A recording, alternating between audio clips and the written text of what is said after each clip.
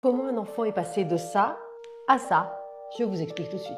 Bienvenue dans la série Nouvelles phobies débloquées, où je prends un cas réel et je vous l'explique pour que vous puissiez en tirer vos propres conclusions. Et on commence avec cet enfant de 2 mois qui se portait très bien jusqu'à un moment où il a commencé à avoir initialement des troubles de l'alimentation et puis une hypotonie musculaire. À l'arrivée aux urgences, l'enfant est complètement hypotonique et très difficilement réveillable. Il est donc admis en réanimation où toute une série de tests sont réalisés, de la ponction lombaire à l'IRM cérébral, sans retrouver ce qu'a cet enfant. La situation semble désespérée jusqu'à un résultat de test au niveau des selles qui revient positif à Clostridium botulinum. Cet enfant avait donc le botulisme. À partir de là, l'équipe a commencé à chercher où est-ce que l'enfant avait pu attraper le botulisme et la réponse était assez simple.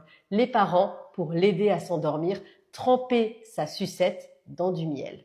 Et oui, beaucoup de parents ne sont pas au courant, mais le miel est la principale source du botulisme infantile. Pourquoi ça n'arrive pas chez les adultes? Eh bien parce que chez les adultes, nous avons un système immunitaire qui est plus développé et une acidité au niveau de l'estomac qui est plus importante. Et quand je dis pas de miel, il y a beaucoup de parents qui me disent oui, bon, mais c'est anecdotique. Il faut savoir qu'on retrouve dans 5 à 20% des miels vendus dans le commerce des spores de botulisme. Donc c'est clairement pas un risque négligeable et c'est la raison pour laquelle il ne faut jamais donner de miel à un moins de 1 an. Heureusement pour cet enfant, une fois que le diagnostic a été fait, il a pu être traité en adéquation et s'en est sorti au bout d'1 mois d'hospitalisation sans séquelles.